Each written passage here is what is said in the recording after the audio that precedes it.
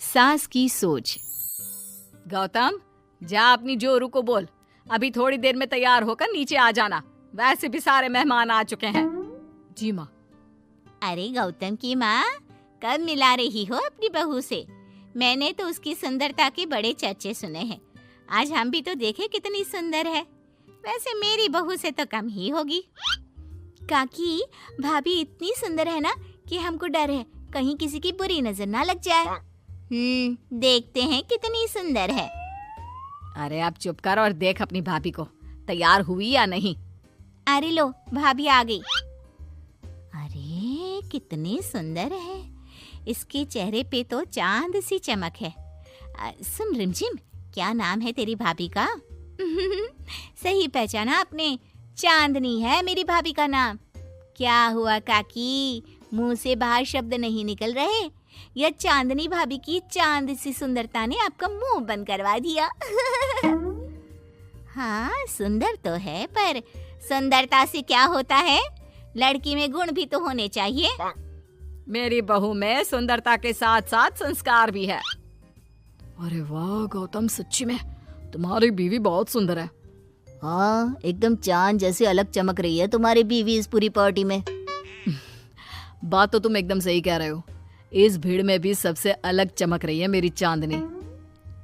आज इस पार्टी में तुम्हारी बीवी की सुंदरता ने 4 चांद लगा दिया है। कुछ दिनों बाद जब गौतम की माँ आस पड़ोस की औरतों से गप्पे मार रही होती है। माँ जी, मेरी माँ की तबीयत थोड़ी खराब है, आप इजाजत दो तो क्या मैं और गौतम एक बार वहाँ हो आए? हाँ हाँ बहू, ठीक है। जब शाम को गौतम काम से आ जाए तो अपने मायके हो आना। ये क्या, उसने बोला और तुमने जाने दिया? हाँ, अभी उसने बताया तो सही, उसकी माँ की तबीयत खराब है। लेकिन तुमने जाने क्यों दिया? तुम्हें मना कर देना चाहिए था। लेकिन क्यों?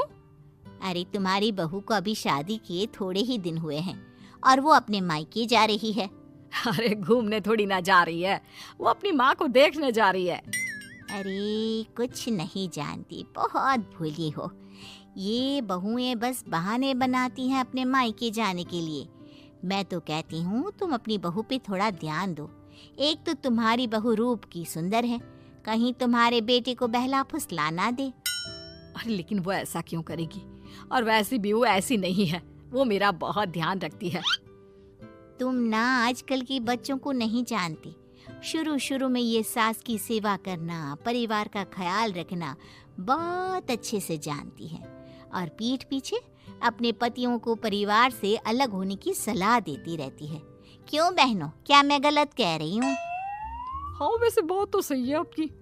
और पता है, मेरी बहन की बेटी की शादी को अभी 1 महीना भी नहीं हुआ और उसका बेटा अपनी बीवी की हर बात मानता है, और तो और अपनी बीवी के लिए अपनी माँ से लड़ता भी है। पूरा का पूरा अपनी जोरू का गुलाम बन गया है।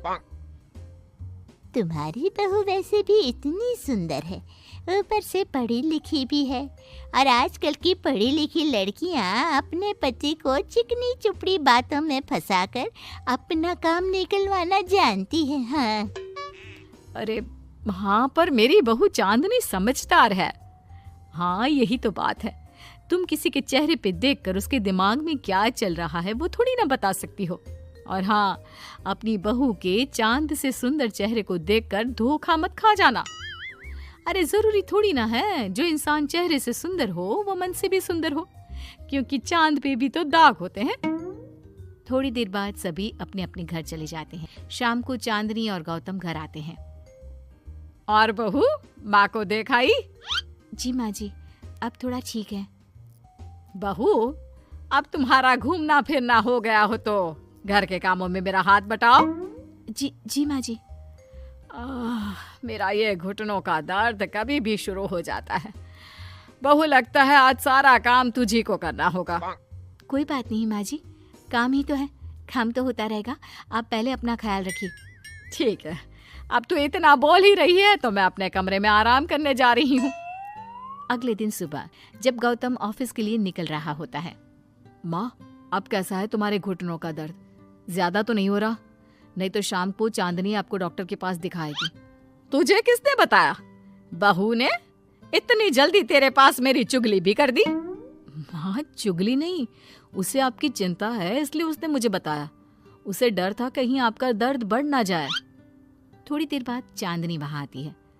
माँ जी, मैं सोच रही थी हम लोगों को अब किसी दूसरे घर में शिफ्ट हो जाना चाहिए।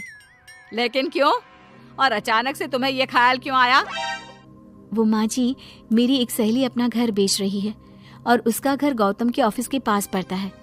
और देखिए ना, गौतम को यहाँ से ऑफिस कितना दूर पड़ता है और आपके लिए भी बाजार दूर पड़ता है। अगर हम वो घर खरीद लेते हैं तो हमारा कितना फायदा है। गौतम को ऑफिस के लिए दूर नहीं जाना पड़ेगा और आपको जब शॉपिंग जाने का मन करे आप जा सकती हो। ऊपर से वो मेरी दोस्त है तो वो हमें घर थोड़े कम दाम में भी बेचेगी। हाँ, बात तो तुम सही कह रही हो। कोई जरूरत नहीं है घर बदलने की। और तू क्या अपनी बीवी के हाँ में हाँ मिला रहा है?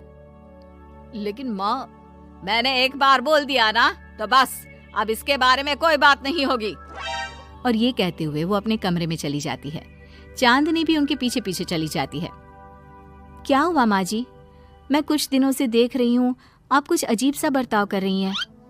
क्या अजीब सा? ऐसा ही तो करती हूँ। अगर तू मुझसे घर के बारे में बात करने आई है तो पहले ही कह देती हूँ, बिल्कुल नहीं। नहीं माँ जी, घर के बारे में बात करने नहीं आई। माँ जी, मुझसे कोई गलती हो गई है क्या?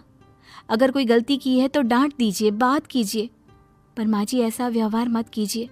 मैं बिल्कुल बुरा नहीं मानूंगी।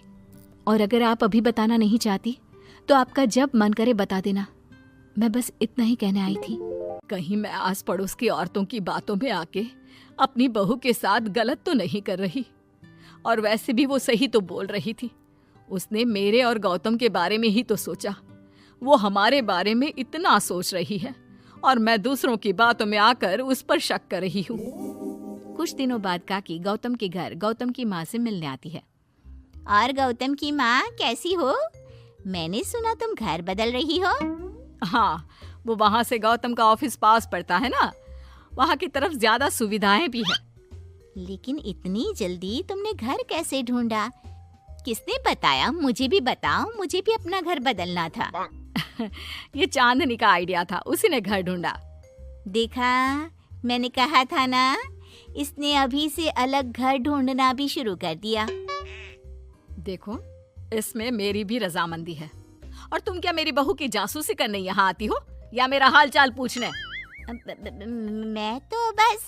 और एक बात मेरी ध्यान से सुन लो, मेरी बहू भी सुंदर है, उसका मन भी उसी की तरह सुंदर है। और एक बात, चांद में दाग जरूर होते हैं, पर जिस तरह आसमान के सभी तारे मिलकर चांद जैसी चमक नहीं दे सकते, उसी तरह मेरी बहू चांदनी की सुंदरता और खूबियों की बराबरी तुम्हारी या और किसी की बहू नहीं कर सकती।